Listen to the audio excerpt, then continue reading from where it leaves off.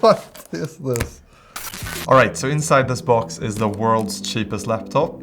So let's open it up and see what that actually means, and then let's test it out and see what you can do on the world's cheapest laptop.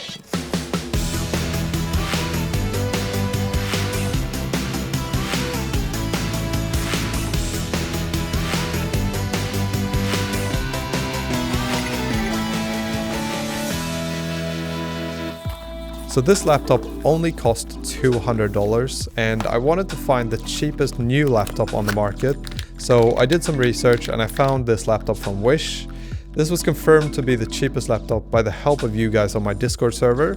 Shout out to John the Bot, who actually found this laptop and who you know very well if you're a member of my Discord server. And this is the cheapest laptop we could find. John even went into the Linus Tech Tips Discord server and asked if anyone could find a cheaper one, and the answer was still no. So this is the world's cheapest laptop. So full disclosure here, this is actually the second time that I'm unboxing this laptop. The first time it arrived in a box that appeared to have been speared by something or stabbed repeatedly, as you can tell. So the screen was fucked. Oh, it's definitely broken. The screen is not working, or like it's broken. Not good. All right, so first we have this. This is the laptop. It actually looks quite good. And then inside the box we get a mouse actually. Okay, wow. And then you get a charger that looks like it's it.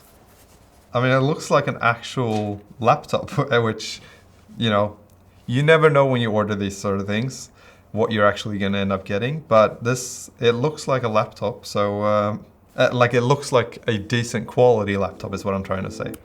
All right, so now we have a non-broken laptop. The question is, will it work?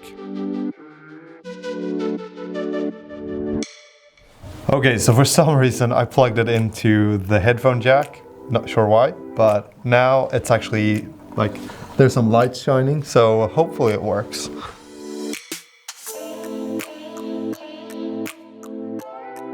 So it actually works, which is surprising and actually really good, because that means that this can actually be a video. And this will be really interesting to see like what kind of specs this computer actually has. The trackpad actually is fairly decent, to be honest. There's so many things about this that I didn't expect. Like I halfway kind of expected this to not even run or like to be broken when it came. Let's test some things out and see what we actually have here. So this laptop has a whopping 2 GB of RAM and 32 GB of internal SSD storage. The processor is an Intel R Atom TM X5 Z83. I don't really know what this means. All right, so I'm actually very happily surprised about this, because all of the specs in this laptop actually corresponds to what it was advertised as. So it actually is what I ordered, which is really good. So we've answered the question, will it run? Now let's see, will it game? So the obvious decision is to install Fortnite and see if we can get that to run. First, let's just check how much RAM is actually recommended for Fortnite. Okay, good. We have 2 GB, so that should be fine.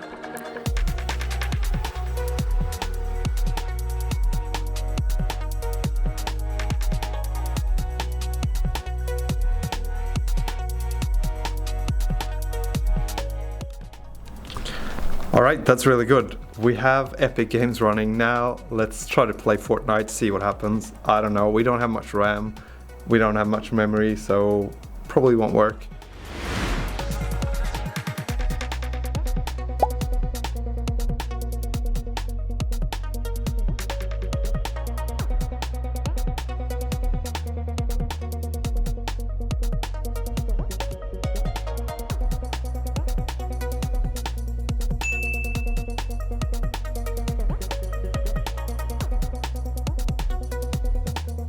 So this took a lot longer than I thought it would. Each load screen was like 20 to 40 minutes of just waiting.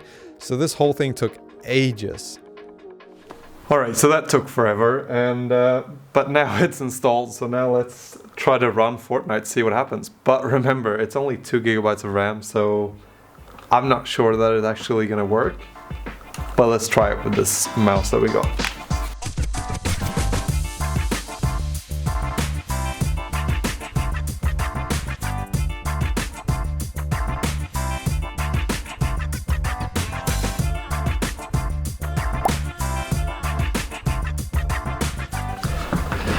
So yeah, that's kind of the answer to that. I guess this is not a big surprise that it won't game.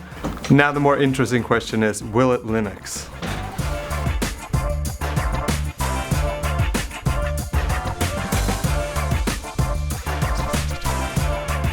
Alright, so for some odd reason, BIOS is in like horizontal mode, or like the screen is really weird here. So yeah, I'm not sure about that, but let's see if we can boot up Linux. Okay, so this was a lot of work. At first, I got to the point of having Xubuntu running as a live boot, but it wouldn't install. But a couple hours later, after trying multiple different distros, USB drives, and even flashing software, it all of a sudden would no longer even live boot. But I felt like it would be kind of unfair to conclude that the laptop couldn't run Linux because of this, since I knew that the failure was due to my lack of knowledge of installing Linux. So because of that, I spent the next 3 days trying to solve this.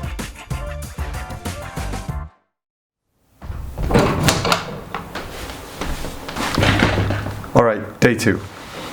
So far, I've just not been able to get Linux to install. It seems like there's the error that comes up is that it's like a read-only file, or like there's something that doesn't allow it to install for some reason. I'm gonna do some Googling, try to figure it out. But right now we have Xubuntu running as a live boot, so there it is. So I think this is like hour 20 or something like that of this, like trying to install Linux on this machine. But I bought 2 new USB sticks that I'm gonna try to use, because for some reason it's not detecting this old one that I've been using, and I'm not really sure. I feel like I did something wrong maybe, so I'm putting effort into trying to make this work, because I know that it probably will work, because Linux is like something that should work on anything. So I'm gonna try to get it to work.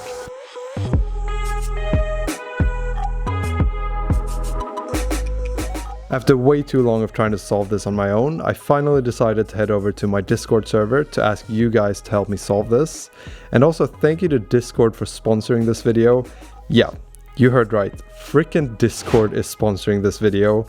A couple months ago, I created a space here on Discord where our community can get together and help each other out. And that has turned out way better than I could have ever imagined. So click the link in my description to come join my server. Anywho, thank you so much to all of you guys who actually helped me out on the Discord server, because we actually figured out how to install Linux on the device finally. And the way we did it was by first trying a live bootable USB with Kali Linux, and that booted up straight away. And then I tried a distro of Linux that wasn't Debian based, which all of the previous ones were. So I tried Fedora Linux, and that also booted up straight away, and I was able to install it. But I'm still not quite happy with this, because I'm still not able to install any Debian-based distros. I'm not even able to live boot into them, which I was at the start. So I think there's something that has happened with the laptop as I've been trying to install different things. But I think it has something to do with the fact that these distros that I've tried didn't have an EFI folder, and they didn't have a grub.efi file, although I'm way out of my depth here. Either way, I highly recommend checking out my Discord server, since this is exactly what it's for, and it served that purpose perfectly, which is to be a community where you can go and ask for questions and get help. And I think that it can be a really valuable resource, and it definitely was for me. Alright, so this is day 3 of trying to get this to work, and probably hour like 30 or 20 or something like that. And we finally have Fedora Linux running on this machine. 30 days of charm, as the saying goes, and I believe that's how God did it too. Pretty sure that the first day he made like the heavens and then the earth, and then on the second day he made like the dinosaurs or whatever, and on the third day I think he created Linux. And that's why we celebrate Christmas. This has been like 3 days and probably close to like 20 or 30 hours of just trying to get Linux to run on this device. So my review of it is that it's probably not super useful for most people, since it took me, and I I don't know a lot about installing Linux, so I'm kind of new to that, but it's still like it took me 3 days of trying to get that to work. So at the end of the day, like it's not a great device, but at the same time, it cost me like nothing or very, very little to actually get it. So what I think that you could potentially do with this device is that you could install something like Linux on it, and then potentially you could actually connect to a virtual machine on a server somewhere, which is something that you can do. I think you have to pay something for it, but what you could do then is that you could use the power of that machine and then have this be just like your interface with that machine, if that makes sense. But I still feel like there's just too many things about this that didn't really work. Like it seems to be, like I said, a tablet that's been like repurposed as a laptop. So, but either way, I'm actually quite happy with what I got here, since when ordering it, I didn't even know that I was going to get an actual laptop. I thought it could be like just a motherboard or something that arrives, or maybe just an old laptop that's actually sold as new, but it's not an actual new laptop. So with all of that in mind and the price in mind, I think that it's actually a fairly decent laptop for what you're getting and where you're buying it. So yeah, that's it for this one. I hope you enjoyed it, and I hope I'll see you in the next one.